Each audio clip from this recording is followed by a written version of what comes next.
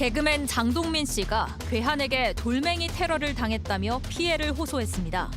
장 씨가 직접 공개한 영상에는 흠집난 차량과 자택의 모습이 담겼습니다. 누가 무슨 이유로 이런 짓을 저지른 건지 알아봅니다. 개그맨 장동민 씨가 자신의 자택과 차량에 돌멩이 테러를 당하고 있다면서 영상을 통해서 피해 상황을 공개했습니다.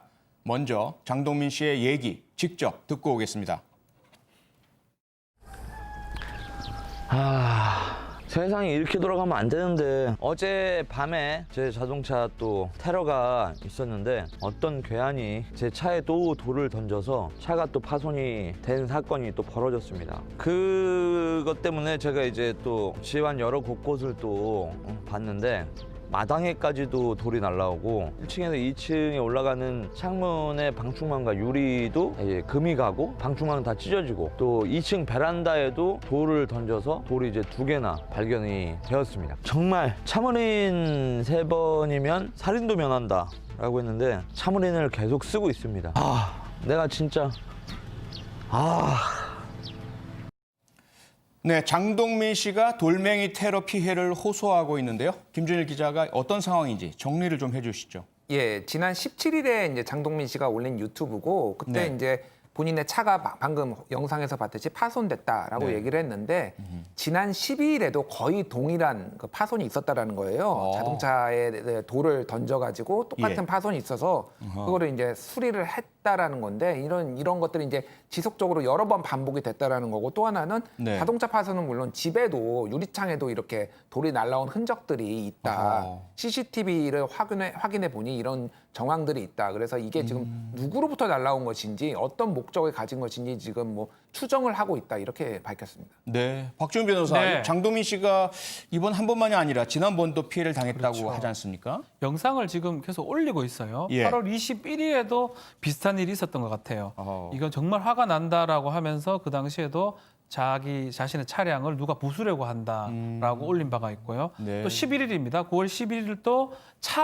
집에 세워놓은 차인데 테러를 당했다라고 밝힌 바가 있습니다. 아하. 아마 기본적으로는 차에 뭐 돌멩이나 이런 걸 던지는 걸로 보이고 네. 또 외에도 마당이나 창문에도 돌이 지금 던져지는 걸로 지금 보입니다. 네. 그런데요, 김준일 기자, 예. 장동민 씨의 직업이 개그맨이라서 그런지 일부 네티즌들은 이거 유튜브 조회수를 높이기 위해서 허위로 뭐 조작한 거 아니냐? 뭐 이런 의혹까지 제기가 됐지 않습니까? 예. 장동민 씨는 절대로 아니라고 선을 그었죠. 예, 뭐 장동민 씨는 당연히 절대 아니다라고 얘기를 했고 예. 뭐 이제 조작을 이제 뭐 편하게 얘기하는 건데 주작이 아니고 지금 고통을 심하게 받고 있다라는 거고 예. 사실 그 차량도 또 약간 고가의 차량입니다. 네. 제규어라는 차량인데 그래서 이렇게까지 내 차량을 희생하면서 이렇게 하느냐 차라리 그러면 비싼 채널 하나 내가 사버리는 게 낫다 유튜브 채널. 그러니까 아하. 유튜브가 실제 이제 거래가 되는 경우도 있고 그러니까 그렇죠. 채널이 그래서 그렇죠. 하는 게 낫다라고 본인은 지금 억울함을 그런 오해를 받는 것에 대해 억울함을 호소하고 있습니다. 네. 박지훈 변호사 혹시 기억합니까? 9년 전이었습니다. 2011년 이맘때인데요. 9월 29일 날 네. 밤 10시에 가수 송대관 씨 집에도 이런 유사한 예. 테러 공격이 있었고 네. 유사한 일부의 의심 제기가 있었는데 결국 범인이 잡혔었거든요. 그렇죠. 이번 사건은 어떻게 보세요? 범인이 잡힐 것 같습니까? 일단은 장동민 씨가 이제 좀 똑똑한 개그맨, 네, 또 뭐 많은 프로그램에 나오면서 대응하는 요령들을 좀 많이 알고 있는 네. 뭐 그런 이제 개그맨이다 보니까 본인도 그 얘기를 합니다. 경찰한테 배운 대로 아하. 장갑 딱 끼고 비닐 장갑 하면서 예. 돌을 주었다. 혹시라도 돌에서 DNA 같은 거를 추출할 수만 있다면 아하. 범인 검거하는 건 쉽게 잡을 것이다라고 하면서 네. 일단 국과수에 보냈다고 합니다. 예. 그리고 이제 이번에 한해서는 지금 CCTV 상으로는 던지기 때문에 얼굴은 안 나오고 있습니다. 네. 만약에 DNA 검거하고 DNA 찾아서 검거하면 이번에는 봐주지 않겠다. 엄정하게 처벌하겠다라고 밝히고 있는 상황입니다. 네.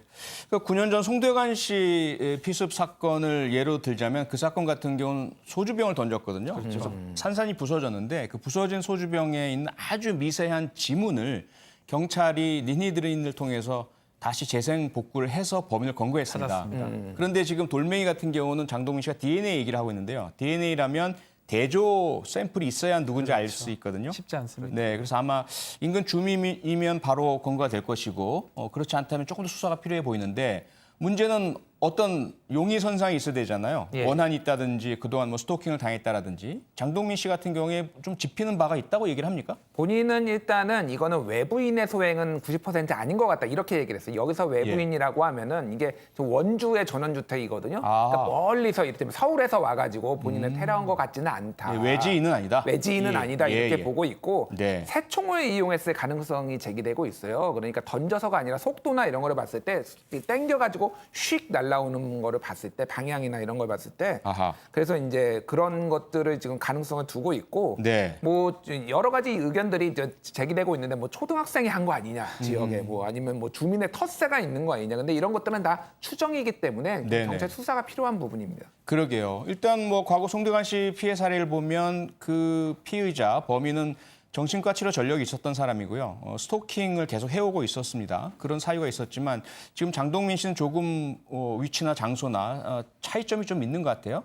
그래서 어떻게 본다면 유명인이라서 치르는 유명세일 수도 있겠고 아니면 갑자기 외지에서 들어와서 고급 승용차와 고급 주택을 지으니까 거기에 대해서 어떤 반감 가진 누군가일 수도 있겠고 여러 가지 가능성이 있는 것 같습니다. 박준 변호사 어떻게 보세요? CCTV에 이제 사실은 검거의 가능성이 있을 것 같습니다. 네. 그리고 지금 얘기한 것처럼 서울이나 이런 데 가서 했을 일은 별로 없을 것 같고요. 예. 그 안에 있는 뭐 저 인근에 있는 사람들 중에 어떤 심리적인 부분이 있는 사람이라든지 네. 그럴 가능성이 높을 것 같고 CCTV를 좀 분석을 한다면 그 시간적으로 분석한다면 경찰이 뭐 DNA 뭐 하지 않는다 하더라도 예. 찾을 수 있을 거라고 보거든요. 뭐 그렇다면 이 범죄는 특수 손괴죄가 될 것 같아요. 특수 손괴죄. 예. 5년의 징역 또는 1,000만 원의 벌금에 처할 수 있는 이제 범죄인데 아하. 위험한 뭐 돌멩이를 던져서 차를 손괴하거나 네. 또 이게 사람한테는 특수 폭행이 가능하기도 한데 이 뭐 그런 부분은 지금 사람한테 던진 거는 보이지 않습니다.